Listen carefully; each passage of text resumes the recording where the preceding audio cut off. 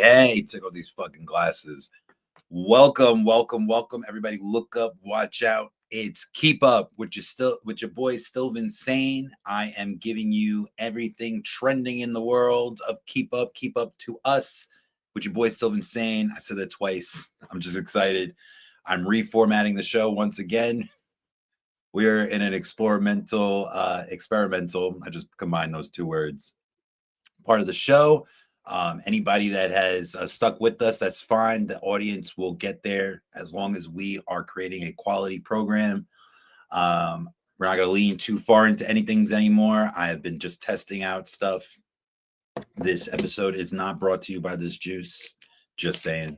But again, anything trending, whether it's social media, TV, film, politics, I think I've been leaning too far into that. That's fine. But now it's just going to be a hodgepodge of things. We're also going to start rotating guests next week. So look out for that. That will boost up the audience once again. That's when the audience was at our all-time high. And we're very thankful for that. I will be upping some equipment as well. But let's give you a preview of what we're going to talk about today. Welcome back to another unfiltered and unpredictable episode and unapologetically real episode. I hate when people call themselves real. They've been on a yacht to tell me that. It's April 6th, and we're diving into everything from the Wisconsin elections to the TikTok and tariffs, TikTok deal and the tariffs that happened this week, White Lotus tea, HBO, and something about Jim Jones. He just can't get out of the news for some reason. We're going to talk a little sports with March Madness. It's madder than ever, especially on the women's side. Trump's golfing during a Lithuanian debacle with the soldiers, and Cybertruck being the GOAT at recalls and being one of the biggest auto mistakes of all time. Let's fucking do it. What the fuck is happening? Right now, there are hands-off protests. Gen Z college protests continue, growing tension around the campus politics. So anything that has to do with banning free speech and sending immigrants away from supporting Palestine, not supporting Hamas, which a lot of people like to correlate. I like the meme that says you're not anti-Semitic if you are questioning the Israeli government. The same thing. I believe in the Palestinian people, and of course I believe in the Israeli people. I'm just not for any extreme side of those. So whatever comes out of that extreme movement, I don't support. I support peace. It's funny. Trump said that he started no wars. What about the bombs in Houthi? What about these trade wars? He continues the wars in the Middle East. He continues bombing places in the Middle East and Africa. So I never believed in that. So back to the protest. I'm always going to be people over property. So my good friend Josh, he always tries to make liberals seem like animals, and he even sends me this fucking picture. I don't want to hear about the January 6th riots. It was only 3 hours, and he'll like mention all the BLM and Charlottesville and George Floyd. He'll mention, and even right now, going to the Tesla dealerships and going to people with Teslas. So I don't want anybody inconveniencing someone, but the reason why I am giving this simplified approach to this is people over property. So people can't be brought from the dead yet, at least. Who knows with all this DNA shit going on. But property can be redeveloped, can be insured, can be brought back. Money is an intangible thing at this point. We're almost $40 trillion in debt. What's more debt, to be honest? I know that a lot of people, especially that are on the tariff side of things, even though it's failed with President McKinley, it's failed with other presidents right before the Depression. He's taking a gamble right now, so we'll see how that goes. But a lot of markets, it's been 2 down days in the market, one of the all-time lows since the pandemic when he crashed the economy last time. And so a lot of people are upset at the way that the reason why they're saying hands off is hands off my freedom of speech. Elon Musk, hands off my Social Security, hands off of my aid for USAID, hands off the federal grants, which the Supreme Court just sided with the Trump administration on a narrow victory for him, freezing grants for teachers, even though that was going to expire within 3 days anyway, but that was a win on his part. As a matter of fact, New York State said that they're not going to comply with the executive order of expelling DEI out of their programs, which is a gangster move until you see the data. New York State only gets 6% of its funding from the federal government. So they have money to stand on their principles. Anybody would. But I support these Gen Z people. Of course, I'm always going to support more peaceful protests. But to be honest, I don't know if Frederick Douglass actually said this, but he said that change only happens through force. And unfortunately, not a lot of people have time to wait for another election or to wait for a quarter of the population to dictate what happens. That's what I have to say to these people. I have never been on a picket line. I've never been on a protest myself, to be honest. I don't think so. But the way that I do it is voting. And I wish less people would protest. I'm all about it, though. Keep protesting. But I wish that number would go more towards voting. I guarantee you, and I've been around people who protest, and I've talked to people, and some of them don't vote. So it's kind of like an oxymoron. And I would rather people vote. Like I said, Obama wanted to make it mandatory. I would too. I think, and there's other countries that do that. I think that is our duty, our right. And there's so many countries like Russia, for instance, that fill ballot boxes, set fire to ballot boxes, have security to make sure that he is in power for like 20 years. And that's what Trump wants to do. He wants to do a third term. A lot of people are saying like maybe Obama should go for a third term to go against him.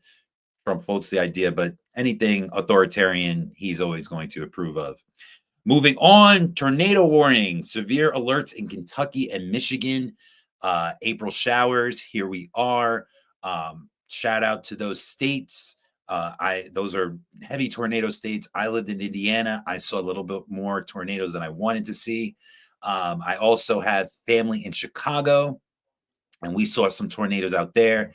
In New York City, we don't really have to worry about that. We have mostly hurricanes, and they're still severe. People still die.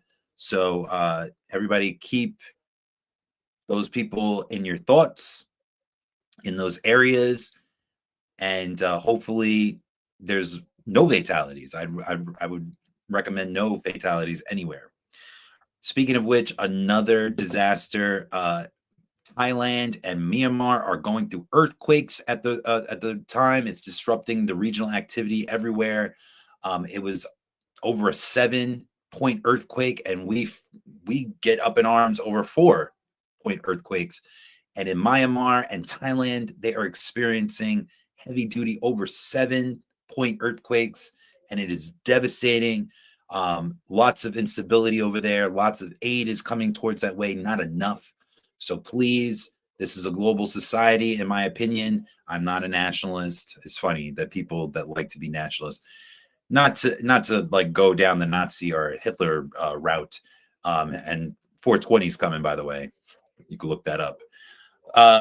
It's funny. Aside from, eliminating Jews and people of color and people with disabilities, that's the roundup that he had during that time. Everybody likes to follow the blueprint other than that. As long as people exclude that part, they can do the nationalist ideas, the fascist ideas that came from Mussolini. He invented fascism. As a matter of fact, Mussolini's descendant is the leader of Italy right now and was at the inauguration. So Le Pen from France, she just got in trouble for embezzlement, and now she cannot run for 5 years. There's protests going on over there. It's crazy. It's crazy. Let's talk about Cybertruck, a top auto failure. There's been many failures. The auto industry always tries to pilot new vehicles and stuff like that. But this in particular, Elon is a big bragger, and he loves to make bold predictions. And so he said that the Cybertruck was going to be around 240 or 250 1,000 purchases per year. He predicted that. And he's made those predictions before. And he's actually won some predictions, to be honest. But this one was a dud. Not only people setting fire to this large dumpster fire truck, uh, it's getting recalled. It got recalled 8 times, almost as many times as Trump has filed for bankruptcy. So Cybertruck, sayonara. I thought it was fucking ugly to begin with. People started putting stickers and what's it called, the tight wrap on it to make it look better. It did not look good. Even if you put a Trump bumper sticker on it, still doesn't look good. Looks even worse. The memes have been merciless. I've actually posted on some of my social media what it looks like. They are getting ruthless. So keep making Elon cry. I do not like him. I'm never that much of the underdog dude, but when it comes to him, not a fan. Also, not a fan of using your spouse as a cheat code. And I know that sounds funny because it sounds like infidelity. But if you are using your spouse to get out of activities and hanging out with your friends, you are a fucking loser. And I'm not calling anybody specifically. I know it sounds like it. I'm really not. There's been many people in my life that has done this. Specifically, someone who doesn't watch the show, so I'll call him out. I love you, Thomas, my brother. Mwah. Gave me my first nephew, Benjamin. He does that all the time, and he admitted it. He admitted that like he is not the social butterfly that his wife is, so he'll use his wife. Shout out to her too. She's a blessing, Michelle. Um, she'll use him to get out of plans and to say no to hanging out with the boys and stuff. Not that he doesn't like to, but he doesn't like it as much as the average individual does. And so he will use. So I have friends who do that. I have relatives who do that. I have uncles who've done that. And so, in my opinion, you are an ass. Life is short. So if you're just using it to huddle in with your family and to be hermits, not a fan of that. Don't say sorry and thank you too much. I learned that lesson from my little cousin. Shout out to Anama. She used to be the social media manager of this program. Love her to death. She is so talented. She is doing music. She is acting. She has her own businesses. So many verticals, so many places that she is a talent. And I don't say that lightly, by the way. I am a creative myself. And when I see somebody with that kind of talent, I just can't hold it in. And when people are not talented, I'm not very good at lying about it. So shout out to her. So the reason why I'm saying this is I was going to say thank you to one of my other cousins who has provided some tech to the show.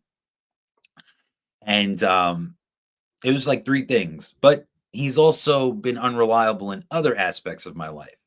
So if I said thank you just too much, it would make him feel that I am in debt to him. And you got to save those. And the same thing with sorry. And my bad, back to Anama. Anama, one time I was glorifying people that I was working with through her network. And I kept saying how much I appreciated their talent. And she pulled me to the side, and she's younger too. And she goes, Vince, you're talented too. Stop bigging everybody up like that because they're going to think that you're some simp, that you're some person that is just trying to up everybody's riz and shit like that. And I'm like, I'm not trying to do that. I just really, it's hard for me to recognize. It's hard for me.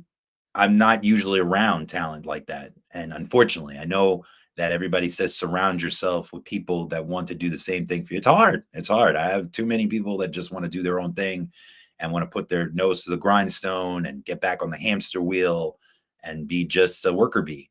And that's not me. And it's hard to surround myself. And one day I will. But she just said, yo, you're cool too, basically. And stop acting like these people are cooler than you.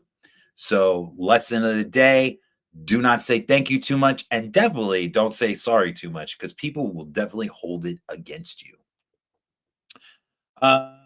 April Fools happened last week. We didn't really touch up on it. We did talk about the practical jokester that is in trouble for sexual assault. Ouch. But I have participated in April Fools. One of my favorites was, and this is pretty bad, so you can judge me, all good. My not friend Wagner, he is part of my posse group. It is a foundation that diversifies college campuses. That's why I'm for DEI, and that's not the only reason. but I'm for affirmative action because I saw campuses that were lacking diversity and were really, really in the dumpster for it. Anywhere that's not diverse, it doesn't matter. It doesn't matter. I don't care. Um, right now, we're trying to balance the scale. So if something's all black or all women or all Asian or all disability, whatever the case may be, that is just trying to balance the field. But at some point, even those are going to get redundant and you always need different people. So, for instance, I know this is not a typical case, but sometimes I have been hired to projects or jobs because I am a male and it was either dominated by a woman, some gender, or another type of demographic. And so I always feel like those are always going to win out. But so that was the precipice, not precipice. That was the goal of Posse, to make sure that you felt like you had a network going with you to these severely lacking places of color. And so I was basically the real world for campus.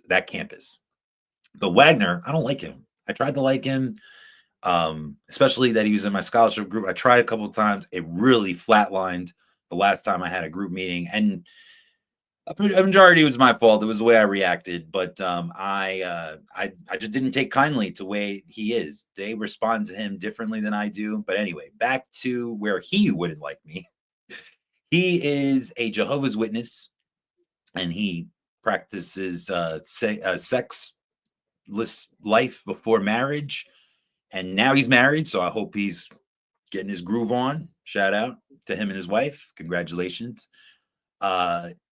And I one time I took Jergens body lotion and I put it in a condom and I put it under his pillow and I made it seem like he was knocking the boots. He was so upset.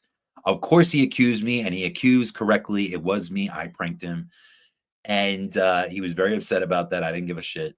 And then the other prank was when on him, these are the top two I could think of. I've done many pranks, by the way. A lot of people are like, "That you play too much." Yeah, true. But back to him, I also Jehovah Witnesses don't celebrate birthdays. So one time I bought a bunch of balloons, a birthday card. I put like a gift with nothing in it, and I wrapped it up and I put it in his room, and it like was very, very obnoxious. Very upset about that too. Knew it was me. But let's talk about a prank that the all-time prank that someone did to me, and it was awesome. It was awesome. Shout out to Brandon. Wagner was a part of it. I think some other people, especially they knew that I was a practical joker myself. They took all my furniture from my room and put it in a closet one day. I came in, opened the door, nothing. Laptop, chair, nothing. It was bare bones. It was like jail, but worse because there was no toilet or sink inside. It was crazy, but it had windows, so maybe not so bad. But no, and then they told me where it was, and I think they helped me a little bit, but all good. But what you really helped me was gain perspective, because people are not very good at pulling pranks on me. I think one time somebody tried to put toothpaste in my mouth while I was sleeping, and I woke up. That was corny. Oh, one time my brother-in-law had me do the cinnamon challenge, and that was crazy. I like coughed up cinnamon dust. It was fucking nasty. Shout out to him. He definitely caught me on that one. And yeah, that's it. So I hope everybody enjoyed their April Fools without faking a pregnancy, without faking a disease, something that's like detrimental. Those are not funny. Like, I got cancer and you really don't. Don't fucking play with people like that. That's whack. So anyway, Easter's coming up. It's on 420. Dope. I love 420. I'm a big cannabis enthusiast. I have a nephew that'll probably be there. Ben, baby Ben. Love you, Ben. And my girl Elsie, which is a combination of my mother's name and my favorite aunt Nancy. Elsie's and my mother's name is Eileen.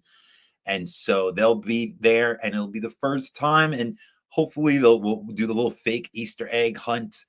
They retired the Easter egg hunt because me and my cousin were winning too much. So my cousin is 11 years younger than me, and I used to team up with him. I used to do it myself, and I would dominate. And my uncle was a big cheater, so I would like follow all his cheating ways. Maybe I could set it up, or maybe my brother can, but he's got his new son, so maybe he won't. But one day they're going to be my new partner, Elsie or Ben or both. You better watch out. You're going to get on this dynasty for the egg team, and we're going to find that golden egg. Just let you know for the future. Just heads up. Anyway, I don't know. So Earth Day prep. And since we want to get out of the climate accord and all that good stuff, so it's up to us again to save the climate, to save the polar bears, to save the coral reef. And right now, trending is fire-resistant plants. Never heard of that. Got to look that up real quick. Let's look up some fire-resistant plants. And I do. That would be lavender, corbels, and succulents. I'm a big cacti fan. Characteristics of fire-resistant plants: high moisture content, open growth structure, low resin and oil content, so that's less flammable, and a thick bark. Trees with thick bark don't peel away from the trunk and are more fire-resistant. The high moisture content plants were thick, fleshy leaves that retain more moisture are less likely to ignite. Open growth. Plants with space between branches and open growth habits may have a lower fire risk than dense ones. And back to the oil. Plants with low level of waxes and oils and resins are less flammable. Good to know. So once again, just like DEI, just like climate change, the ball is back in our court, and we have to do our best to bring down our carbon footprint and to make things more safe. So back to politics. What the fuck is going on out there? Wisconsin election results. So I'm going to look that up real quick because I don't know the names of all the players. Of course, we know Musk. It spent a record amount of money to influence the Supreme Court on that notion. So we're going to look at MSNBC for this. Right now, it's not looking good for the midterms. This is a good sign of that. I don't even look at polls anymore, especially with the last few elections. Polls don't do shit. Actually, MAGA taught me that. MAGA knew that already before I did. But hold on. Let's go back to AI because I don't want to look. So Susan Crawford, she's a liberal-backed candidate, won the election for the seat of Supreme Court, defeating heavily MAGA-supported Judge Brad Schimmel, who was backed by the state Republican Party. The victory allows the liberals to maintain their narrow 4-3 majority in the court. The race was closely watched and saw significant spending, including millions from Elon Musk in support of Schimmel. He was giving out awards to people who were voting, $1 million awards, which I thought was illegal, but he got away with it in Pennsylvania right before the election. So all good. Crawford received 55% of the vote compared to Schimmel's 45%. So it wasn't a runaway, but it definitely was significant. And so there are going to be another few midterm elections. The reason why this was big is because there's a slim majority in both houses, the Senate and Congress. And so Elon, he is a big part of the MAGA movement, Doge, all that good stuff, trimming the fat on U.S. aid.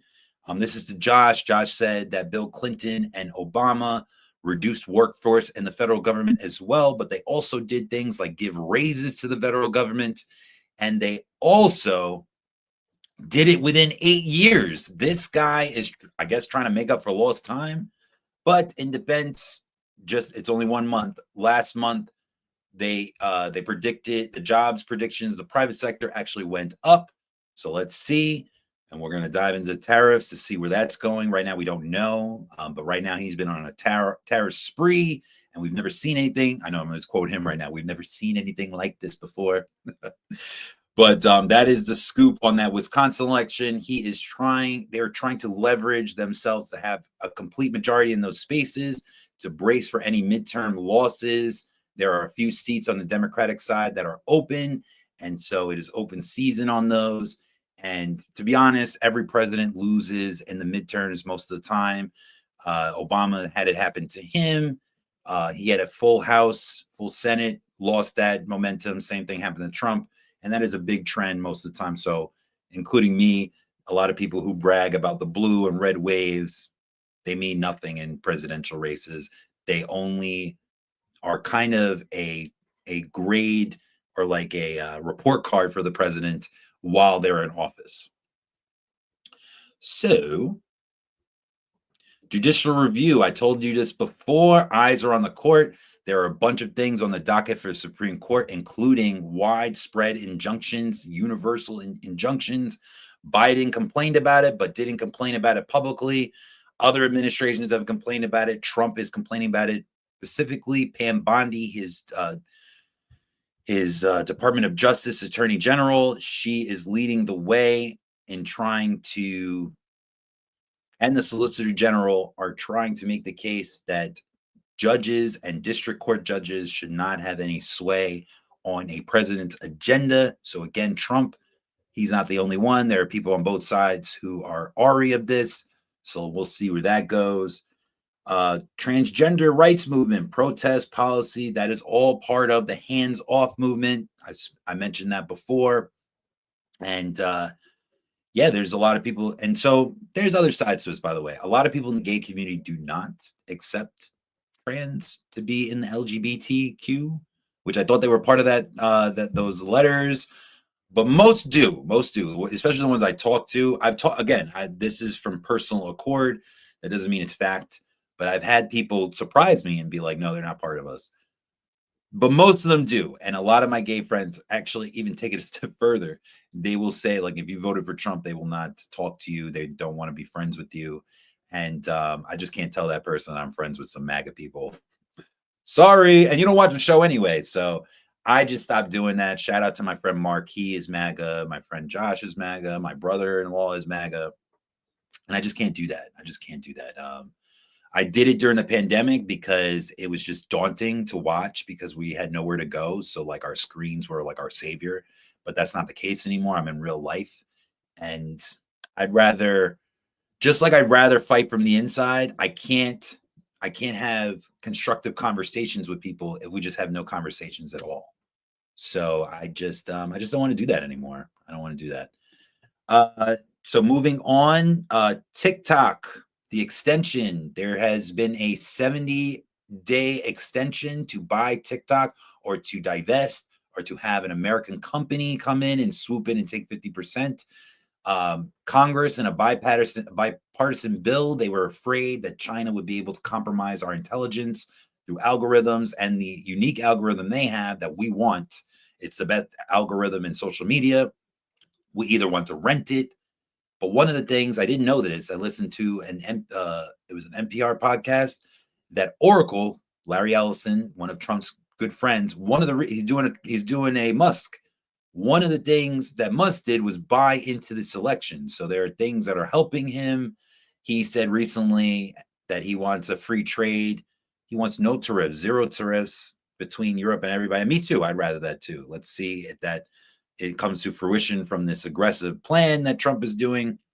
But back to Larry Ellison, Oracle controls the cloud in the US for TikTok. So even though I think that's really broligarchy to sell to Larry Ellison, who is a friend of Trump, but on the flip side, if those things are already being controlled in the US here, the cloud servers, that kind of makes sense. There are other people. Jeff Bezos supposedly made a blind bid. Of course, Musk has made a bid. There are many companies trying to potentially buy this, but China has said that they don't want to sell it. They don't want to sell their algorithm. They don't want to lease it. They claim that the Singapore owners of ByteDance, they are independent. Nobody believes that, including the politicians. And TikTok, I don't know. It's funny because Biden signed it into law, but Trump used to complain about TikTok. And then as recently after his election, he said that it helped him win the election. So when he got elected, he put this extension and then he extended it again. So we don't know where this is going to go. I agreed with the ban, even though I love TikTok. I think that it being totally owned by China is a little weird, even though there is no proof that they have tried to hack us or cyber hack us, but they are definitely capable of doing that. So I thought that deal was a good idea. I don't agree with giving it to one of Trump's friends, but I do believe that it's weird because if I was Chinese, I would think that was unfair. If I was Asian, I would think that was unfair. I don't, and this is a great market. We're the consumers of the world next to China. So let's see who owns in 70 days, who owns TikTok again. But he's going back and forth. That's my point. Just like any politician. So now that TikTok suits him, he wants TikTok to be in America and he wants 50% ownership. And who knows? Who knows? There were 4 soldiers that died in Lithuania. And, a president can't be in all places at once. They ain't Jesus. And right when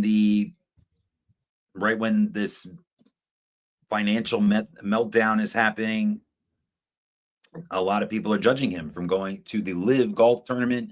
That is the competitor to the PGA. They're trying to merge. Tiger Woods is heading that brokerage, and it hasn't happened yet. A lot of golf players were exiled that used to be championed by different people. I forgot his name, but it's doing well. It's doing well, but they were supposed to merge. It didn't happen. They're still negotiating that. Same thing with TikTok. But a lot of people are upset that he skipped the memorial for these 4 soldiers to go to the Live Golf Tournament. Ouch. But I'm sure other presidents have ditched these things before too. I think so. I'm pretty sure that's happened. Not too often, but a lot of people come at Trump for that. And Hegseth was at the ceremony, rightfully so, but Trump was at Mar-a-Lago for a fundraiser, and then he was at the Live Golf Tournament. Priorities. You're either on the campaign trail or you're at the country club circuit. What the fuck did I watch? So let's get into TV and film culture. Russell Brand is back in the headlines. He was making a comeback, but now controversy and chaos. He has been accused of a rape. And I believe they're charges. I don't even think it's a lawsuit. Yep, charged with rape and sexual assault by the UK police. He's also been married to Katy Perry. He did it by text. Nobody's really a fan of him anymore. He rightfully so was a Despicable Me villain, a recurring role. He is played on Get Him to the Greek, Forgetting Sarah Marshall. Talented comedian, talented person, but seems like a sleazebag in my opinion. I don't know him at all. Can't officially say that. But no, I'm not a fan of anybody being where there's smoke, there's fire. But it seems like anybody affiliated with this MAGA movement, that seems to be either a trick of the trade, witch hunt on the other side to apply to them, or it just seems like they both canoodle at least with these Roman Polanski, Jerry Epstein motherfuckers. Who knows? It really sucks. Sorry for Russell Brand fans. You guys got to go through this, and so sorry to the victims that are affected by this. Outside of this predicament and the people accusing Russell Brand, if he is innocent, shout out to his family, but it doesn't look good. He has been charged in connection with 5 offenses involving 4 women between 1999 and 2005. They include 1 count of rape, 1 count of indecent assault, 1 count of oral rape, and 2 counts of sexual assault. His statement to counter this was on X. I was a drug addict, a sex addict, and an imbecile. But what I never was a rapist. Yeah, we all aren't. I've never engaged in non-consensual activity. Well, the law will let us know about that. White Lotus, one of my favorite shows. Season 3, new locations. It's in Thailand. New bodies. Shout out to Lisa from Blackpink. She is amazing on that show. Jason Isaacs from Harry Potter.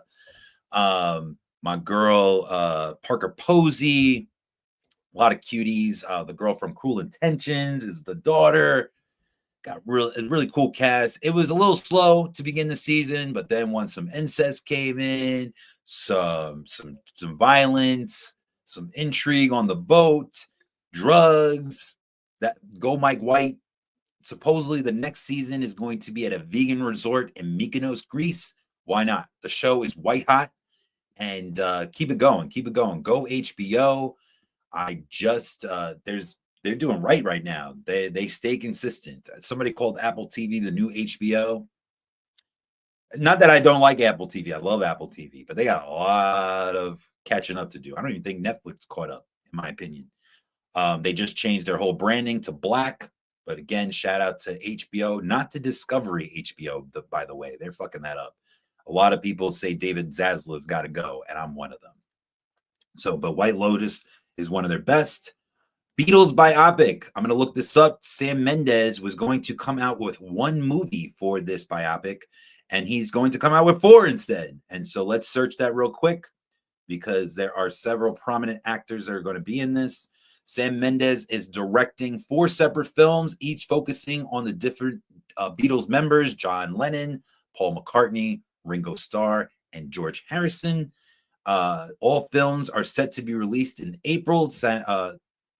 I would say simultaneously, but just probably in the same month in 2028. So you got time. He's known for American Beauty, Skyfall, and 1917. Skyfall is one of the James Bond movies. Aaron Taylor Johnson supposedly is pegged to play the next James Bond. Pierce Brosnan, a former GoldenEye, gave a salute to him and the endorsement. He also played in one of his movies. I forgot what it was called. But again, it's going to be 4 separate films, each told by the perspective of the different members. They will be released in 2028. The casting: Paul McCartney will be the great Paul Mescal from Gladiator Part 2. Harris Dickinson, I don't know who that is, will play John Lennon. Barry Keoghan, he is the guy that used to date Sabrina Carpenter, and he played in Bird recently. He has been in many movies. I love him. He's a great actor. Killing of the Deer, big fan of him. Belfast, great actor. He's going to play Ringo Starr and Joseph Quinn from Stranger Things and A Quiet Place and Gladiator 2. Also, he was one of the emperors. He's going to play George Harrison. They will each have their own story, but together they are legendary. That's the log line. This will be distributed by Sony Pictures. And Mendes has stated that he felt the story of the band was too big for one film and that a TV series didn't feel right, leading to a 4-film format.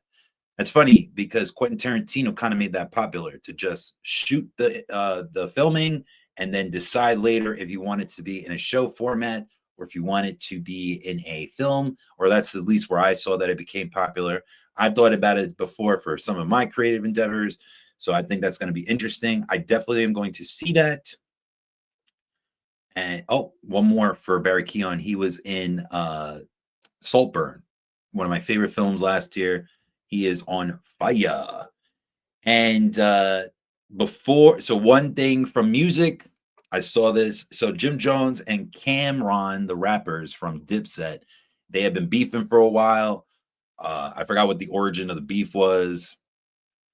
But basically, Cam has been calling out Jim Jones for lying about being from Harlem. He's from the Bronx. He lived in Harlem with his grandmother. Supposedly, they used to all hang out there. Him, Mace, after he quit basketball. Cameron was a very good basketball player, but he lied that he was in school still, and they used to hang out while they were making music.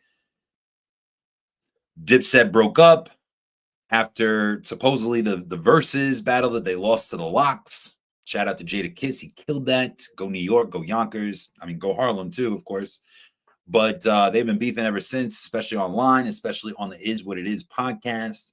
And one of my old students from when I used to coach baseball said somebody said Jim Jones is 15 years old. I am fucking screaming. To me, that is the viral moment of the week. The internet is undefeated. It's true, though. It's true. Not to say that I dress age appropriate every day of my life, but this dude looks ridiculous. One time he had a scarf covering his whole face while he was like talking. But to be honest, a lot of celebrities are like that. A lot of people think that they're like trendsetters when they're not. A little bit of sports. March Madness. We are down to at least the Elite Eight, the Final Four. Cinderella stories, future draft picks. Paige Buchers, she is on the level of Caitlin Clark, maybe even better in my opinion, but Caitlin Clark has the swag, has the triple doubles, has the all-time scoring record and stuff. So Got to give it to her. But in my opinion, Paige Buchers is more like Diana Taurasi. They both come from the UConn program. I'm a big fan of her. But what's her name? Dawn Staley, the coach of the South Carolina Gamecocks, they're facing each other in the finals. Gino Auriemma versus Dawn Staley, huge. South Carolina's gone back to back, or they're trying to go back to back. They beat Iowa last year. But her saying was that Paige Buchers is getting a lot of this attention. She tried not to like step on her toes, though. She likes Paige Buchers, but she said that a lot of people want these narratives of someone trying to get a championship to build up that story, which we get. We get sports can be boring without a story, to be honest. That's why I am on the side of Stephen A. Smith when it comes to LeBron James. These guys want everybody, even Adam Silver, shout out to him. He's a fight out. He was like, oh man, you see other sports and they glorify. No, fuck that, man. That's boring. That's boring. Luckily, NFL has that kind of fan base, but that's not true either. They have plenty of people who dog the athletes too. That's what it is. And then you have these athletes that have their own podcast, so they get to like tell their story too. Who cares? But anyway, Dawn Staley had a point. We don't really know that many people that are on the South Carolina team because we're focused on Paige Buchers, her last year of eligibility before she can get her first championship. But I'm a South Carolina fan. I am a Gamecocks fan. I am also a UConn fan, but I love Paige Buchers, but I don't think that her legacy is built on it. I think she's going to get a WNBA championship one day, and I agree with Dawn Staley. So shout out to both of them. I'm more rooting for South Carolina, but I'll be just as happy to see Paige win too. She's also the person that was at the ESPYs that said that black female athletes, she bigged up Cheryl Swoops, Reggie Miller, Cheryl Miller's great talents. And she said that black women get 90% of the WNBA awards, but get a fraction of the coverage that the white athletes, the female athletes get. And she called that out on ESPN, one of my favorite SB moments of all time. She did not need to do that. She is a prominent figure. She does not need to hold her weight around. It is very easy not to get into politics and not to get into those things when you're on top. So shout out to Paige. Good luck to her. Steph Curry. He does not want to be in the play-in. This dude is not playing. He defeated the Lakers the other day. He hit over 50 points a couple of times. They got Jimmy Butler recently. Draymond Green is back in the Defensive Player of the Year category after Victor Wembanyama, the Frenchman, who almost got it the year before. He went down for the season with a blood clot problem. He's a huge talent. He's definitely going to get that award one day, MVPs, championships. But watch out, Steph Curry. He is in the supposedly twilight of his career, but he is putting up bonkers numbers. Big shout out to him. They are now a player. They are now predicted to be in the mix of this Western Conference and possibly the finals. There's really good stars in the NBA right now. My boy Shea Gilgeous-Alexander. Oh, let's read some of these comments. Oh, spam. They're really good ones. Like I said, Victor Wembanyama, Sean Gilgeous-Alexander, my boy Anthony Edwards, so much young talent. But let's not forget about Kevin Durant. Let's not forget about LeBron James, Steph Curry. They are still doing their thing. Shout out to Cooper Flagg. He's probably going to be the number one pick. So is second is probably going to be Johnny Broome. And they were both finalists in the highly contested player Naismith Award that goes to the top college athlete of the year. Juju Watkins, she got a season-ending ACL injury, but she still secured the award over Paige. Very impressive. Juju Watkins, if she enters the draft, which I don't think she is. I think she's got another year or two left. She's a bona fide star. Love her to death. I think she's more talented than Caitlin Clark too. But again, I'm not trying to dog Caitlin Clark. Caitlin Clark is amazing, so I could definitely be wrong about that. And I'd be happy about that because they are so good. They just reached about $2 billion worth of revenue, the WNBA. They are on the rise. March Madness is watched more on the women's side, so I'm definitely rooting for this. A little bit of international sports. Real Madrid versus Sociedad. Title drama race in La Liga. A lot of people have come from Real Madrid, whether that is Neymar, Messi, such a storied franchise. Shout out to Ted Lasso. I know they don't talk about Real Madrid, but that is coming back for season 4. The only person not coming back is Jamie Tart. and they're going to focus on Ted Lasso running a women's soccer team that is owned by the former owner of the men's team, who she inherited from her husband. So also Leon versus Pluma, that is the Liga MX, that heats up. And to end the show, I'm going to give you a travel warning. I love to travel, but the U.S. Department issues an updated report because of all this weather uncertainty, a travel warning to the Bahamas. I've been to the Bahamas. I've been to Nassau. I've been to Suffolk. It is a beautiful place. People have a broken down English. They have some UK currency. It is definitely an awesome destination, but hopefully people are staying safe and less gassy like I was on that. So we're going to wrap up. We're going to try to keep this show lower. Once again, I was just trying to get my groove back. We're going to start promoting the show a little bit more. We're going to rotate guests. There will not be one guest. They might come back every once in a while. That's fine. But we're going to rotate the guests. It's not going to just be me talking to you anymore, whether you liked it or not. But again, no permanent host, a rotating host, a rotating guest. We're going to be talking about trending things. It's going to be more structured. It's going to be less political, not devoid of politics, but we're just not going to force it. Not going to force any topic, anything that is trending. So if you want to get ahead of the game, go to Google Trends, go to any trending website. We will cover those topics, hopefully. That's it. If your spouse gets you out of plans this weekend, tell them I said thank you, but not too much. Remember, we're cutting back on that. From page bukers to fire-resistant plants, we covered it all. Stay safe if you're in tornado zones and thinking about the Bahamas, and keep your White Lotus theories coming. Just don't do any spoilers. I tried to keep that spoiler-free. Like, subscribe, share the madness, and always keep up. You better shut the fuck up, listen up, and keep up with your boy StillVinSane. Over and out, homies. Thank you to all my viewers and listeners. Catch us wherever you pod. Follow all our pages. We are independent media, so please make sure that you are, again, subscribing and supporting the show. I have a Cash App. I have Venmo. I have all those things. If you want to buy me a cup of coffee, once again, shout out to Jen Graziano. Love her. Calorie, actually. She's married. She's a wonderful person. And shout out to Oscar. Shout out to Neil. Shout out to a bunch of people that watch this show, that are big fans of the show. I really appreciate you. Shout out to my Twitch community that we're streaming live on. And hopefully you guys will be bringing up the audience as well. Peace. Over and out, homies.